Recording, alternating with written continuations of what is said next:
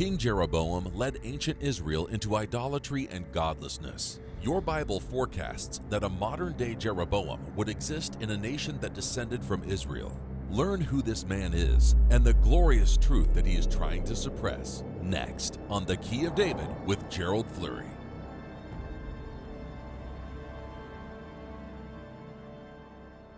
Greetings, everyone. God prophesies of his last warning to Israel in the book of Amos, and he aims it specifically at two nations, the two birthright nations, and that's all explained in our book on the United States and Britain in prophecy. God says, though, that in this context that there's one last warning that he's going to give, and it's going to be in the time frame of a modern-day Jeroboam. It's going to be in that time. And, of course, after following that, then you have the Great Tribulation, you have the coming of the Messiah, and the greatest hope that this world has ever heard. But who is Jeroboam? Who is this man that the Bible talks about in this time frame of the last passing of God to warn Israel of their problems and difficulties and how they can solve them? So it's pretty mind-sobering when you think about it that if you look at these end-time prophecies, God talks about individuals. He names names just repeatedly. And we need to understand those names and the role those men play if we're going to understand these end-time prophecies.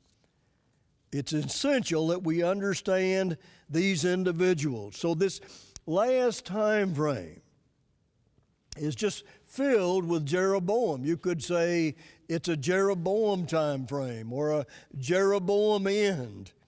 So what does God want us to understand about Jeroboam, and what do you need to understand now to really comprehend these end-time Bible prophecies? Let's look at that Jeroboam prophecy over in Amos 7. Amos 7 in verse 8, we'll begin there. This is really one of the strongest prophecies in all the Bible, but it ends with a hope that is phenomenal. Verse 8 of Amos 7 says this, "And the Eternal said unto Amos, What do you see? And I said, Well, a plumb line. Then said the Eternal, Behold, I will set a plumb line in the midst of my people Israel. I will not pass by them any more." Now this is God's statement. He's not going to warn them anymore. He's warned them several times so that they'll wake up and not be afflicted so painfully by their own sins and their own problems.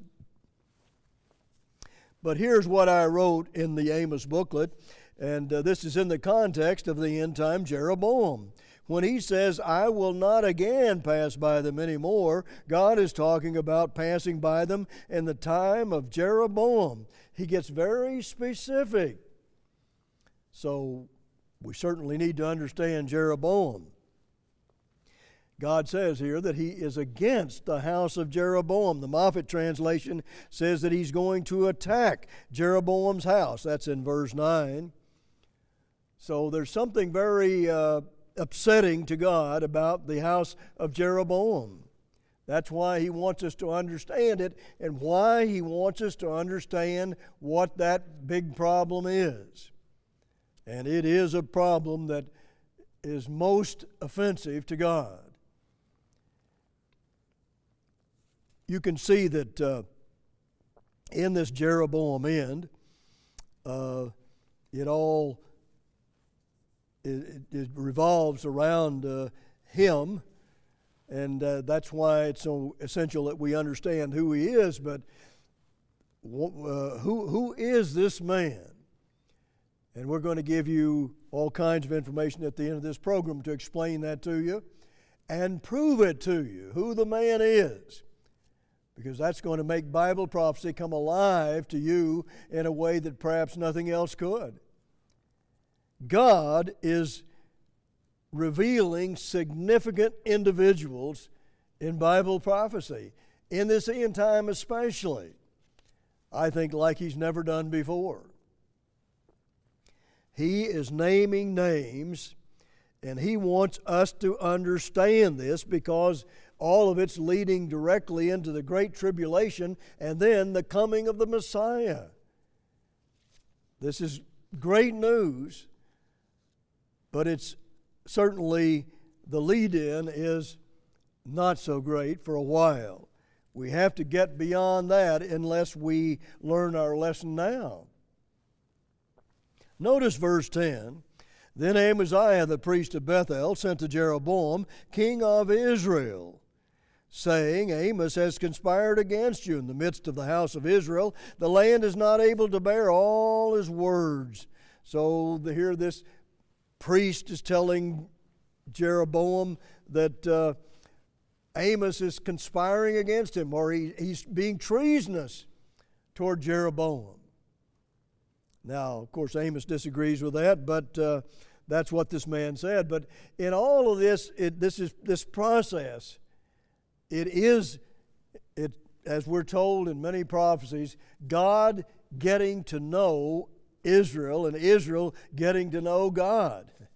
Well, God knows Israel very well and has all along, but they don't know Him. They don't know Him, and that's what the real key is. So here is this priest that is talking to Jeroboam, which tells you that Jeroboam has a religious following in this end time. This end time Jeroboam has a religious following, and he's leading them in a way they should not be led. That's the problem. Notice verse 11, and I just want to use an expression here, because the priest of Bethel, or of God's house, that's what that means. This priest is of God's house. He's turned away from God, though. But he says of Amos, for Amos says this, and Amos says that, and Amos says this over here. And he's telling Jeroboam all about that, and yet when Amos comes along and gives his version of it, he says, thus says the Eternal. It's not from Amos. Thus says the Lord God. That's what Amos says. Saying, listen, you'd better stop misreading this, because it is not from Amos. This is a thus saith the Lord. Now that ought to sober anybody if you really understand that this is the very message of God. It's His expression. It's His word. It's coming from His mouth, not some man. Now that's a critical understanding that we need here. Notice verses 12 and 13. Also, Amaziah said unto Amos, O you seer, go, flee you away into the land of Judah, and there eat bread and prophesy there. But prophesy not again anymore at Bethel, for it is the king's chapel. In other words, this is our religious domain. You don't belong here. We have no part with you. Now, that's why you see they're following Jeroboam and not God and the message of God, which is just flies in the face of what Jeroboam's sin is. But anyhow, we can go on to prove that to you. If you look at 1 Kings 12, and I want to just read a few verses there, you can see that this modern day Jeroboam is doing the same, or committing the same sin that the ancient Jeroboam did. There was more than one, but they all had the same spirit and did the same evil deeds. But the ancient Jeroboam turned Israel away from the message of God and the throne of David. turned him away from the throne of David. Now that sin is being committed in this end time as well. Why does God use Jeroboam as the last warning to the nations of Israel? Why? What does he do that? Well, we have this special reprint article we've planned and created just for this very program that will explain all of this to you about who is Jeroboam and what do you need to know about him. And God does reveal a lot about him in this modern day end time Jeroboam. And I'm telling you, the original Jeroboam committed a great sin, and the modern day Jeroboam is committing the very identical sin again. And it's been going on for a long, long time, hundreds and even thousands of years.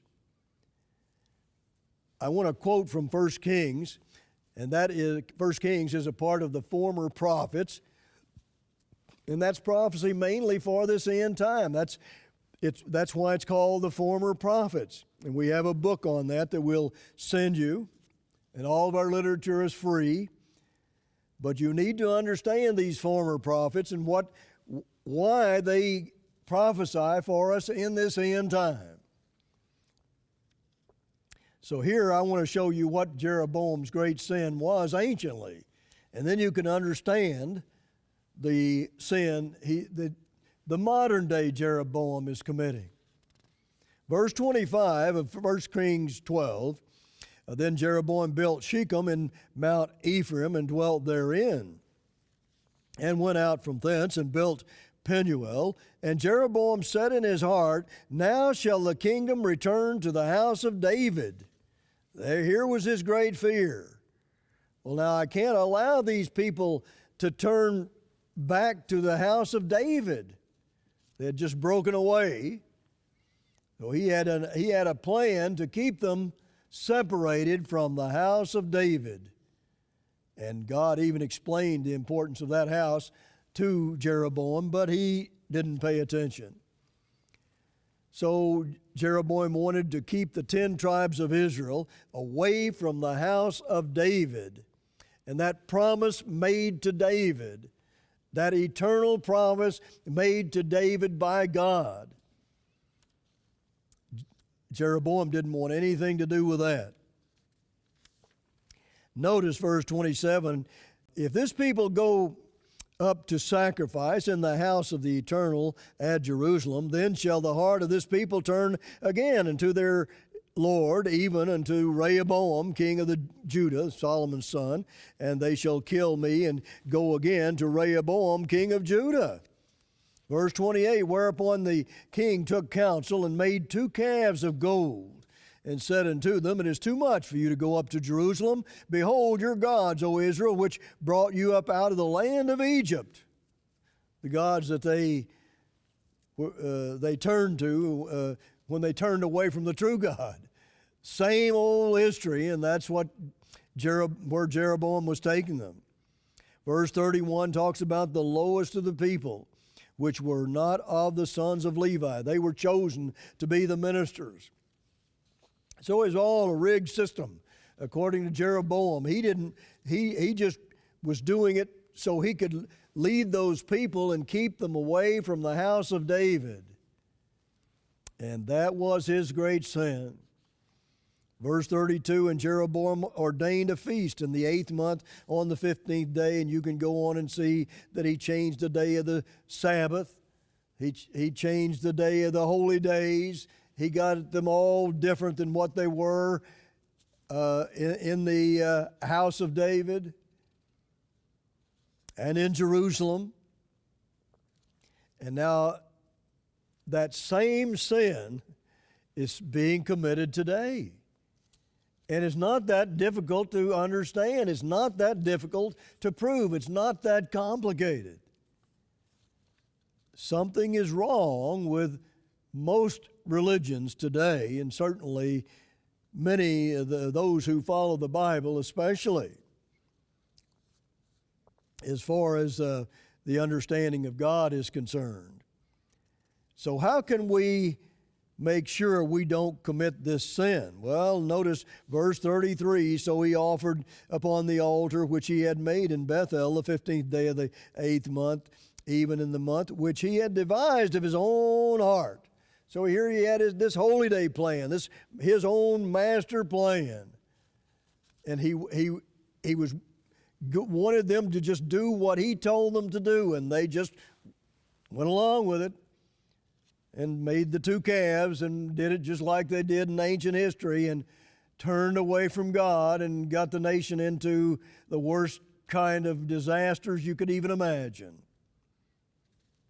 Now, today, a modern-day Jeroboam is causing other religions to make serious mistakes,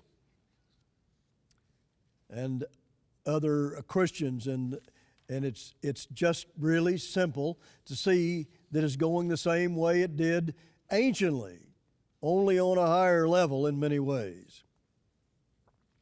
Notice verse 7 of Revelation chapter 3. And to the angel of the church in the Philadelphia write, these things says he that is holy, and he that is true, and he that has the key of David, he that opens and no man shuts, and shuts and no man opens. I know your works. Behold, I've set before you an open door, and no man can shut it, for you have a little strength, and have kept my word, and have not denied my name. But did you notice that like Jeroboam anciently, you see, Jesus Christ gave the Church of God in the last two eras the key of David, the most important message in the Bible. This is the only message that Christ gave to his church. That's what it's talking about here. And he gave his church the key of David, or the key that explains the house of David. In other words, the religion that Jeroboam rejected. That's what God is giving them here in this end time.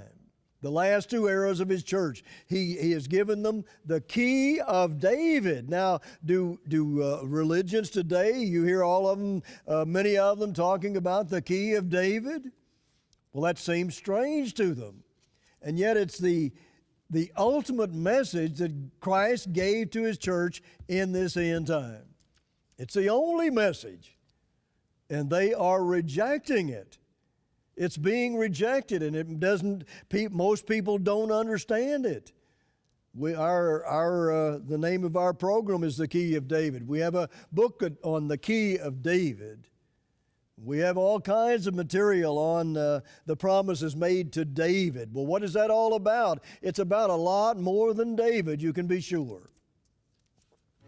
But this is the only message God says that he would give to his churches in this end time. And he says, if they have this message, I'll open up a door for them, and they will be able to deliver my Key of David message, the one that Jeroboam rejected and still rejects in this world. Isn't that amazing? The greatest vision in the Bible, and they just push it aside and get themselves into the kind of catastrophes we face today. I mean, serious, serious problem. How many believers of the Bible do you know that really talk about the Key of David and understand the Key of David or the house of David? What is that all about? It's about a lot more than a man, that's for sure. But most reject it just like Jeroboam did. Now look, we have to get this message. This is this Key of David. This is the very heart and core of what God and his message is all about today and throughout history. But the Jeroboams keep right on rejecting it. They want to just devise things in their own minds and live that way. And of course it leads to one catastrophe after another, after another, after another. You don't hear Christians around the world or other Bible-believing people, you don't hear them talking about the key of David, usually, very much at all, if any. That's because they're listening too much to Jeroboam in that spirit. Notice verse 9, behold, I will make them of the synagogue of Satan, which say they are Jews and are not and do lie. Behold, I will make them to come and worship before your feet and to know that I have loved you. So God is going to make anybody who's going to be in the kingdom of God worship this way. There is no way around it. Every person has to obey God in that way. Verse 10, because you have kept the word of my patience, and I also will keep you from the hour of temptation, which shall come upon all the world. See, God just promises that to the people who will keep this key of David and promote it and teach it and have a work that delivers that message. There's a trial coming upon all the world. Do you notice how nuclear weapons are being proliferated all around the world? God says you're going to have protection, and I will protect you if you do my work and you deliver my message about the key of David. I will take care of you and protect you. Now that's a wonderful promise just physically, not to even mention the spiritual. You just can't miss if you stay close to God. It's always just blessing on top of blessing. Let me just read to you that promise made to David. 2 Samuel 7 and verse 8, also this is another part of the former prophets, and it's prophecy for today. For today in particular, because of all that is happening. Notice verse 8 of 2 Samuel 7. I took you from the sheepcote, from following the sheep, to be ruler over my people, over Israel, talking to David. So here's the promise that God made to this mortal man. Quote, this is verses 12 and 13. And when your days be fulfilled, and you shall sleep with your fathers, I will set up your seed after you, which shall proceed out of your bowels, and I will establish his kingdom, and he shall build an house for my name, and I will establish the throne of his kingdom forever. An eternal promise. An eternal promise. Well, this must be pertaining to a lot more than just men. I should say it does. Notice verse 16, and your house, the house of David, see, here it is. Here's what Jeroboam rejected. And your house, the house of David, and your kingdom shall be established forever before you. Your throne shall be established forever. But you see, what it's really saying is, this is actually the throne of God. It's God's throne. And he's going to rule from that throne for all eternity. And he's inviting those first fruits to share that throne with them if they'll be loyal to him and teach the key of David message, the house of David message. Then he's going to give them the reward of being his bride for all eternity, an unparalleled offering to any human being. What a reward that God gives the people who are loyal to him. You can see, I'll just quickly go through Isaiah 22 and verse 20 where it says, and it shall come to pass in that day, that always means today, the end time, that I will call my servant Eliakim, the son of Hilkiah.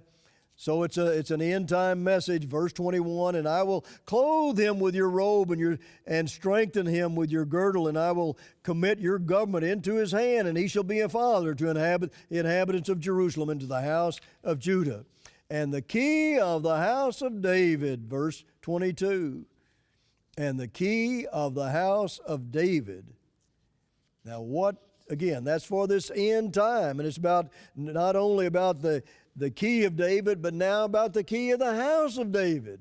That house of David that Jeroboam rejected. God says we have to have that message today, and yet most people have rejected it today and followed a Jeroboam as they are at this time especially. And I lay upon him his shoulders, so he shall open and none shall shut, and he shall shut and none shall open. Now this is a wonderful, most inspiring message, and it's all explained really in our book on the United States and Britain in Prophecy.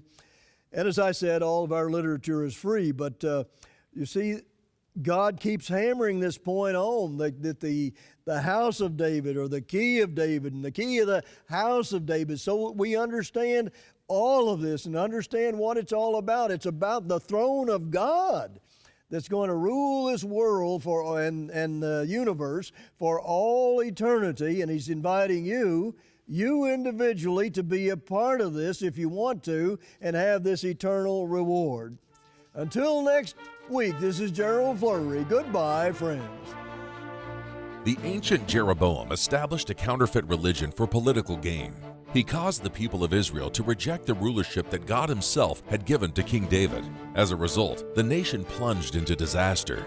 Request Gerald Flurry's free book, The Former Prophets: How to Become a King, to discover how to avoid the same fate. Study the example of the ancient Jeroboam to identify the modern-day Jeroboam. Learn how the descendants of Israel are still rebelling against the house of David to this day. Understand how God feels when His people reject the glorious key of David's vision. Request Gerald Flurry's free book, The Key of David, to grasp how this key unlocks the greatest vision in the Bible.